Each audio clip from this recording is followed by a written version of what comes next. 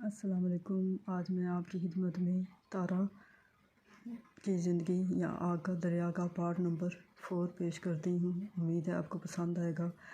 Part number 3 میں جیسے کہ اینڈ میں بتایا گیا کہ تارا کی ایک بیٹی پیدا ہوئی تھی جو کہ نہایت خوبصورت تھی اور حسین و جمیل تھی، اور اس کے ماتھے پر ایک چاند اور ستارہ بنا ہوا تھا، لیکن وہ بیٹی ہفتہ بعد جو ہے فوت ہو گئی۔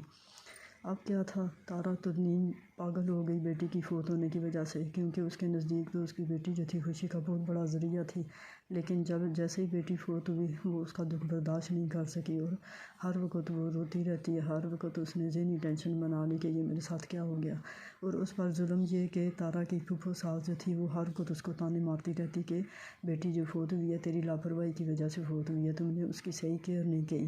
حالانکہ تارا جو تھی اب صحیح سمجھدار تھی، ویسے بھی پہلے بھی سمجھدار تھی، لیکن اب ہر مولا ہو چکی تھی۔ کوئی اس کام ایسا نہیں تھا جو کہ اس کو نہ آتا ہو، ہر کام میں وہ ایکسپرٹ ہو چکی تھی، کیونکہ اتنی اس کو اذیت اور تانے اور اتنی ٹھوکریں لگی تھیں کہ وہ ہر بات میں خود بخود ہی ایکسپرٹ ہو گئی تھی۔ اب کوئی کام ایسا نہیں تھا جو کہ وہ نہ کرنا جانتی ہو۔ تو اسی طرح بیٹی کو بھی اس نے بہت اچھے طریقے سے سنبھالا تھا، لیکن ساس جو تھی اس کی تانے مار مار کے اس کا حشر کر رہی تھی۔ اور پھر اس پہ ظلم یہ کہ اس کا خاوند جو رشید تھا، جو کہ 50 سالہ بوڑھا تھا، اس نے بھی اس کی زندگی جہنم سے بدتر بنا رکھی تھی۔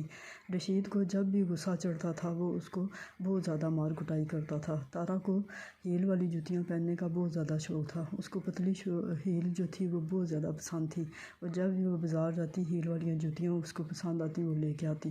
حالانکہ وہ ہیل والی جوتی اس کے لیے شدید ذہنی کوفت کا باعث بنتی تھی، کیونکہ رشید جو تھا جب بھی اس کو مارتا وہ ہیل والی جوتی اٹھاتا اور اس کے سر پر اس کے برسات کر دیتا جوتیاں مار مار کے، یہاں تک کہ کئی دفعہ تو تارا کے سر میں سے خون نکلنے لگ جاتا یا پھر اس کا سر جگہ جگہ سے سوج جاتا تھا، لیکن اس کو ذرا بھی اس بات کی پرواہ نہیں تھی۔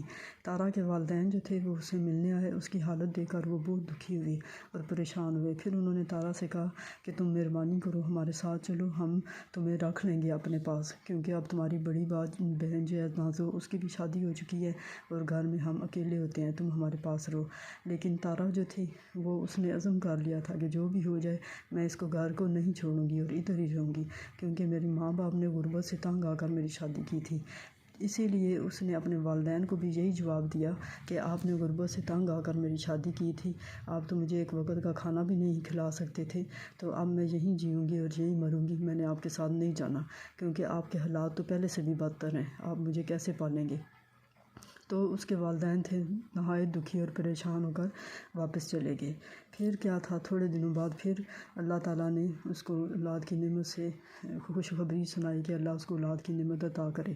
سال بعد پھر اللہ نے اس کو بیٹے کی نعمت سے نوازا اور بہت خوشی ہوئی۔ بیٹا بھی نہایت خوبصورت تھا، لیکن تارا پر گیا تھا باپ پر نہیں تھا گیا۔ نہایت خوبصورت بیٹا اللہ نے اس کو عطا کیا۔ اب تو تارا کی خوشی کی انتہا ہو گئی کہ چلیں، اس کی بیٹی کے فوت ہونے کے بعد اللہ تعالیٰ نے کرم کیا اور پھر سال کے اندر ہی اللہ تعالیٰ نے اس کو بیٹا بھی عطا کر دیا۔ بس پھر کیا تھا، تارا جو تھی بیٹے میں مصروف ہو گئی، اسی کے ناز و نخرے اٹھاتی، اسی کی ہر ٹائم خدمت کرتی، خاطر کرتی، کھانا کھلاتی پلاتی۔ بچہ بھی ماشاءاللہ سے بہت خوبصورت اور صحت مند تھا، تندرست و توانا تھا، اور تارا پر گیا تھا بالکل ہی، باپ پر بالکل نہیں تھا گیا۔ اور اسی صورت میں ایک اور ظلم کا پہاڑ تارا پر ٹوٹا کہ کسی نے بتایا کہ رشید جو ہے وہ محلے کی کسی عورت کے ساتھ اس کے تعلقات ہیں اور وہ اس کے گھر پایا جاتا ہے اکثر۔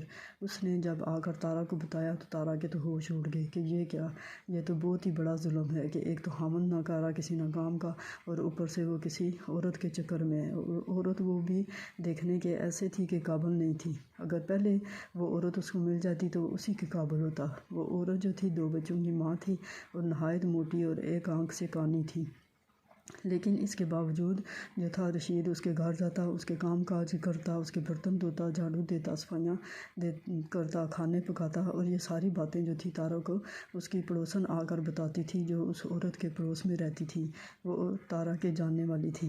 اب کیا ہوتا، ایک نیا دروازہ کھل گیا تارا پر ظلم و تشدد کا، اور ظلم کے پہاڑ اس پر ٹوٹنے شروع ہو گئے، کیونکہ رشید کسی صورت تارا کو نہیں رکھنا چاہتا تھا۔ جو دیکھتا تھا یہی سمجھتا تھا کہ یہ رشید کی پوتی ہے یا دوتی ہے، کوئی تو اس کو بیوی سمجھتا نہیں تھا، اور جو پرانے جاننے والے تھے صرف انہی کو پتا تھا کہ یہ اس کی بیوی ہے، لیکن اس نے ذرا بھی ایک ٹکے کی عزت نہیں کی تارا کی۔